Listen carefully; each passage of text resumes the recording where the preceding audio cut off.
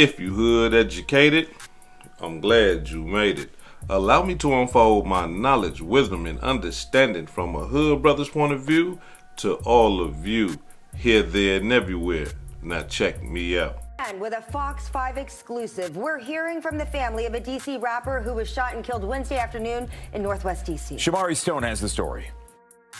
Tonight, the family of 29-year-old Kayvon Maynor is devastated. I'm here on the 1300 block of 5th Street Northwest where these shots were fired. I'm inside of a row house. The owner doesn't want us to reveal his name out of concern of retaliation. He tells me that he heard dozens of shots fired outside. Meanwhile, the Maynor family wants to know who killed Fat Swagg and why. Exclusive Ring camera video showing seconds after 29-year-old Kayvon Maynor, also known as Fat Swagg, is gunned down on the 1300 block of 5th Street Northwest around 2:15 Wednesday afternoon. Tonight, detectives are looking for suspects and a motive in the murder of the popular rapper and father of a little girl. Officers responding after the shots are fired, finding Fat Swagg and another man suffering from gunshot wounds. Tonight, the other guy is recovering at a hospital. Meanwhile, Fat Swagg's aunt misses him and exclusively tells me he moved in with her after his mother died in 2017. What is going through your mind right now? Right now, I'm angry about the violence that's going on in D.C., and I miss my nephew. And right now, I'm hurting for his daughter, who's about to turn 8 years old. And the rest of my family members, his siblings, his cousins. We're all just having a hard time at this time. Do you have any idea who killed him and why? No, I don't. As you can see, the Maynor family does want justice. Now, police are looking for a white Honda suspected of being involved in this shooting. Meanwhile, call DC Police if you have any information. There's a reward of up to $25,000 for information that leads to an arrest and a conviction. I'm Shamari Stone here in the Shaw neighborhood. Back to you. Like the president, ride around 10 with a big ass clip, you can give us up in it. Applying the pressure, you want it, you get it. 2600, I serve him some midget. You want me to front you, the nigga, forget it. I'm toting 100, I hit on about 60. Run through a bang like I was a running back. It's all about a profit, I'm bringing the money back. Hop on a pop and turn niggas to running back. She a tester, I bet you she coming back. Dunking on niggas, I'm breaking the back. Better watch her for snakes, cause you can get back door. Hang out the window, I'm putting that Mac on. Bruh say slim in the black, I pack. Turn niggas to dykes, I'm putting the strap. For the love of the money, I'm putting them racks on. Run the back, see strap with the Mac on. Once you a ditty, man, meet me on 5th and 1. Now, before we get into this demonstration, allow us to extend our condolences to Fat Swagg's family, his loved ones, his child. As you can see, his mother has already transitioned.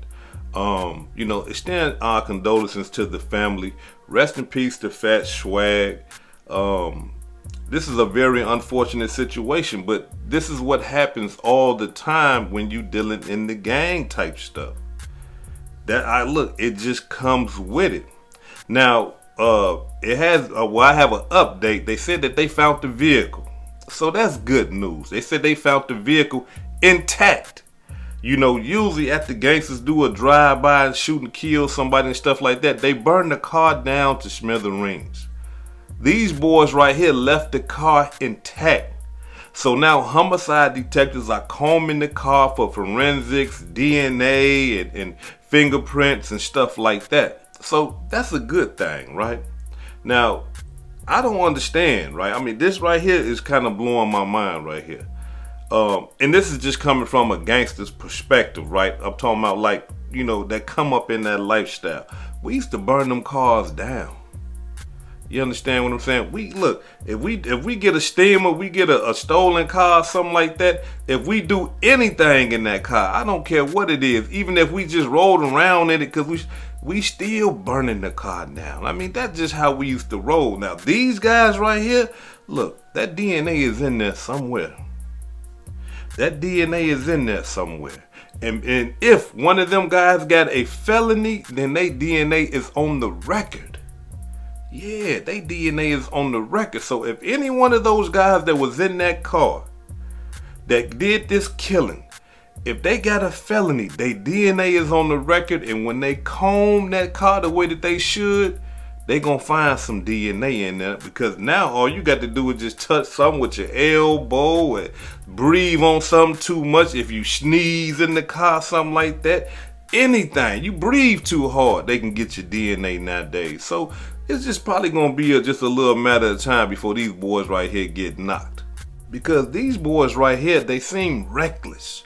And the reason why I say reckless is because before this killing, before they killed Fat Swagg, they did another drive-by a day before the killing of Fat Swagg and shot somebody in the same car. So after that shooting, drive-by shooting, the police was already looking for the car. But then it did the murder on Fat Swagg, and then they abandoned the car and left it intact. So I hope that they put their work in. I'm talking about the homicide detectives, and get them leads and go get these dirt bums up off the street. Now, the cold-blooded part about all this is this. This is why I say I believe that these guys is real reckless and they just careless. They don't care. Because after they did the initial drive-by on Fat Swagg and his homeboy, right? From my understanding, people are saying that Fat Swagg and his homeboy was already down. These boys busted you, came back, while these guys is on the ground barely living, trying to like crawl around and stuff like that, and started shooting at them again while they already on the ground. Cold-blooded demonstration. I mean, like, you gotta be out your mind to do a drive-by. You know, you think you do a drive-by and you get out the way, you know, you keep on rolling. No, they went to the corner, busted you, came back and said, nah, you know, these guys still moving, we got to get them some more, and shot at them again. Now, the sad part about this whole thing is this right here. Fat Swagg died in his neighborhood.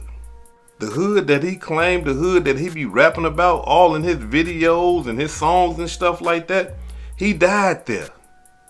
And the reason why I say that's cold-blooded is because a lot of gangsters, they believe that they are in their hood, they are safe, they ain't got to worry about nothing, and that is a lie. Gangbangers die in their neighborhoods all the time. All the time. And you might think to yourself that, well, they in their neighborhood, you know, they would have security, you know, they would be on point. No, gangsters get in their neighborhood and just get all relaxed and just feel like they are untouchable. Not understanding that by them having their hood, they are a sitting target. If the ops want to come and get you, they know exactly where to go. Oh, they right over here on 5th Street. We ain't got to go looking for them or nothing. They on 5th Street. Here they go. And that's what happened. Now, back in my day, I ain't gonna lie. When I was coming up and I was gang banging and all that type of stuff, we had security. And I'm not talking about no paid security. We had security, and we all had to take turns doing security. And what I mean by that, it was a person that was in the neighborhood that would have a gun, or multiple people in the neighborhood that would have guns, that would be on the outskirts of the neighborhood, right? That can see the ops car or can see the ops coming and stuff like that. And it was their duty to engage in battle right then and there. Letting everybody else know, if you hear some shooting in the hood, some of the brothers done seen the ops and they shooting, so now we can go into hiding, or we can just lay low and be cool, or we can draw our weapons and wait and see if the ops are going to be tough enough to go through security and then come through us, and then it's going to be a gun battle. You see? But nowadays, I don't believe these boys even had security. That what kind of made my hood like fortified, because the ops understood that, damn, every time we come down there and try to shoot at them, they shooting at us before we even get to where they at. You see what I'm saying? Now, that was when I was out and doing my thing. You know what I'm saying? When I had went to the penitentiary, I don't know about, you know, but when I was there, I only can speak about things when I was there. You understand? And when I was doing my thing, we had security down there, and we had to take turns. I done been on security multiple times. You know, it was an honor to be on security, you know, because you felt like, I'm protecting the guys, I'm protecting the lords, you know what I'm saying? I'm protecting the community, I'm protecting my neighborhood. You really felt like that. You felt like it was a job, you see? So, but nowadays, they don't got security nowadays. They just sit and just lurk in their neighborhoods, and people just come through and just kill them and shoot them. Because in my day, let me just speak about my day, y'all. Once that car came and did, it wouldn't even came in and got to do the drive-by. But let's just say that it did. Once it came through and did that drive-by, we'd have been on it. All that busting of you coming back around to shoot at the brothers again that's already down? Nah. Not without no battle. You see? But nowadays, nah, they don't do that. They just sit there and just like to die, like to get shot, like to get killed. They don't care. Now, don't get me wrong though. I mean, because I don't want to sound like I'm glorifying or anything like that. And I don't want to sound like I'm down in them brothers out there in DC. I don't want to sound like that. I don't want this to appear that way. I'm just giving y'all a hood education. That's it and that's all. Now, here it is, like back in my day, like we really believed we was doing something. Like that's why I be saying, like the back was thinking, like we really felt good. Like, yeah, I'm patrolling. Like we really, like, what we should have did, we should have went and got our gun license and then been patrolling and getting paid to patrol. And don't have to worry about going to jail if you protecting the business or protecting the community or something like that. But in our minds and our back was thinking, we thinking like, yeah, I'm patrolling the hood. Can't nobody come down. I'm willing to kill. I'm willing to die and all that for nothing. You see what I'm saying? For nothing. But that's just that backwards thinking. When you gang banging, you really believe and you feel that way and you live that way. You see what I'm saying? So nah, I mean, I don't take it the wrong way, y'all. I mean, just understand I'm giving y'all this hood education so that y'all can educate yourselves on what goes on in the hood. Now, this boy here, rest in peace to Fat Swagg. He had a song called Dig You Up. Now, in this song called Dig You Up, he's talking about, you know, telling ops to go dig up their homeboys and stuff like that. And you can't do that. It's one thing to be in the gang and to have rivals, right? But when you get to talking about telling the rivals to go dig up their homeboys and stuff like that, hey, you putting more gasoline, you speeding up your death. You understand what I'm saying? You already gonna die and go to jail for gang banging, but now you done sped it up. Because now you telling people, hey, yeah, go dig up your dead homeboys. Gangs don't like that. Gangs don't like to feel disrespected like that. Because every gang in the United States of America would tell you that, hey, we the biggest and we the baddest. Won't nobody talk bad about us. Won't nobody say nothing about us. We tough, we bad, we the toughest. Every gang will say this. So when you disrespect like that, then now it's like, hey, we got to get him to prove that we the baddest. We got to kill him. We got to shoot him to let every other gang know that, hey, look, you don't talk about our fallen soldiers. Yeah, you don't talk about the gang members that done died, that got killed in battle. You don't do that. When you do that, you die. You see? So with him doing that in that song, I believe, just in my analysis dealing with gangs and stuff like that, that sped up his death. That brought them to his doorstep. That's why they came to the hood lurking for him. Did a drive-by, busted you, came back and made sure he was dead. Check it out. Nigga, fuck your dead homies, play a clunker to dig 'em. Nigga, fuck your dead homies, I come through and hit you up. I'm blowing my switch to the peoples come pick me up. I'm blowing this bitch, I can't let niggas hit me. I smoke you and your bitch on her way to come pick me up. I ain't never been smacked, I ain't never been jacked, and I ain't never check in, and I ain't never been hot. Did my time like a man, I put fifth on the map. If I ain't hot to stab niggas, then a nigga got smacked. Y'all see how he talking? I don't care about your dead homies, you know, go dig them up. Ain't nobody never checked me, ain't never been shot, and I slap you. You know, all that type of talk right there, especially when you gang banging, that right there elevates you to a point where other gang bangers see you as a trophy. Other rival gang bangers see you like, oh, okay, yeah, They like what he doing. Let's knock that trophy down. You see what I'm saying? Not only that, he talking crazy about our fallen soldiers. We really got to get him out the way. That's why so many gang banging rappers end up dead. Because of the things that come out of their mouth. I got to be 100 with y'all. There's so many rappers out here that are rapping right now. They ain't got to worry about this type of stuff. But when you are a gangbanger pretending to be a rapper and you disrespecting rival gangs, look, this type of stuff happens. You become a target. And from the reports that I'm getting, they saying that this was a ambush target for Fat Swagg. Yeah, for him. And I can only assume because of his gang ties and because of the raps that he releasing. Now, before he died, before he was shot and killed, he just dropped a song called Go Get the Money, Young Nigga. You know, and he dropped that song, I think it was a day or 2 days before he died. Cold-blooded demonstration. Now, before I depart, allow me to say this to the young brothers out there who engage in the field of rap, right? I'm not going to be a hypocrite. I enjoy rap music. I come up listening to rap music. I used to rap. I still can rap if I want to, right? At least I believe I can. But it's not about the rap music. It's what the rappers are rapping about. I believe that's what it is. What they rapping about is what's getting them killed. In their association to gangs and rapping about gang rivalry, it's getting them killed and getting them sent to the penitentiary. Understand something, young brothers. For those of you who believe that you can rap about crime, understand they are using your raps against you to lock you up.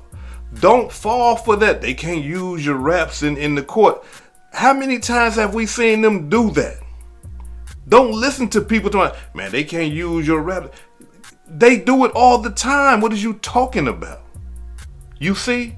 And the reason why they can use your raps against you in the court of law is because you're rapping about actual crimes. You are rapping about illegal activity. So of course they can use that against you. You need to understand that. And not only that, change your style of rap. You don't have to rap about killing people, shooting people, stabbing people and all that. If you want to talk about the realities of the ghetto, alright, cool. Right? Because we got to face the reality. Those type of things happen in the hood. But you don't have to rap about you and your crew committing crimes. No, just rap about what happens. Talk about what you seen. Don't talk about what you know. Because in talking about what you know, you're going to find yourself in somebody's courtroom. Yeah, you. And all that drill rap and all that. Man, look. You can rap about other things, bro. I mean, like, rap about being clean, man. You know, rap about being fresh. You know, rap about women, you know. Man, rap about working out or something. You know, rap about something other than killing all the damn time. And about your ops all the damn time, because look what happens to rappers that do that. I mean, rest in peace to Fat Swagg. But look, I would like to believe that the rap and the stuff that he was talking about possibly sped up his death. You see what I'm saying? Listen, you want to be a rapper, right? Rappers, they leave legacies, right? For an example, Ice Cube. Yeah, Ice Cube came out rapping crazy and all that old type of stuff, but he wasn't doing it. Ice-T came out rapping crazy and stuff, but he wasn't doing it. Dr. Dre came out rapping crazy, but he wasn't doing it. 50 Cent, hey, he came out rapping crazy, but he wasn't doing it. Like, these are examples that you should follow. Stop listening to all these people talking about, hey man, no, you gotta rap about what we just did last week. You know, you shouldn't be doing what you did last week in the first place.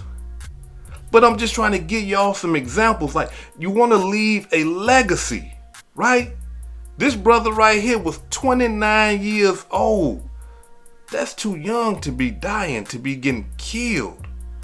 Before his rap career, before his legacy even began, they killed him. You don't want that to be you. Listen, that street stuff, that gang bang lifestyle, look, that right there gonna take everything from you. It's gonna take your life, it's gonna take your talent, it's gonna take your future. Yeah, the streets take all that from you. And you know what's gonna happen when they take all that from you? Your mama gonna be crying, your kids gonna be crying, your wife, your woman, she gonna be crying, family members crying, grandmama and them crying. You done got killed, you done died before everybody. You see? So think about what you're doing when you're doing your raps. Think about it. Do you want that? Do you want the rap career to take all that from you? The rap career supposed to bring wealth to you, not take your health from you. You see what I'm saying? See, cause rapping all that madness, no, you got to pick up a gun now. You see, you can't just pick up a pen and then just write, hey, dig up your dead homies and yeah, we killed your dead homie over here. You can't pick up a pen and just do that. Once you pick that pen up and you do that, then you got to pick the gun up too and say, hey, I got to tote this everywhere I go. Because this pen right here is not going to save me, but this gun right here possibly can, give me some reprieve, can give me some type of relief. You see what I'm saying? You don't want to be like that, do you? I mean, because if you do, you a damn fool. Listen, young brothers, this all I'm trying to tell y'all, right? Because it should be clear for y'all to see that there is a cycle. There is a cycle going on.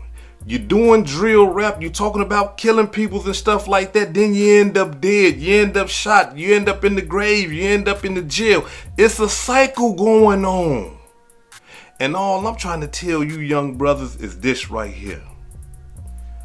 Break that cycle before it break you. This is Hood Educated, not Lame Related. Peace and love, and y'all take care of yourself out there. If I said anything that caused you to think, hit that like button and subscribe to the channel if you're not subscribed already. And if you're feeling generous, please make a small donation to the channel. Peace and love.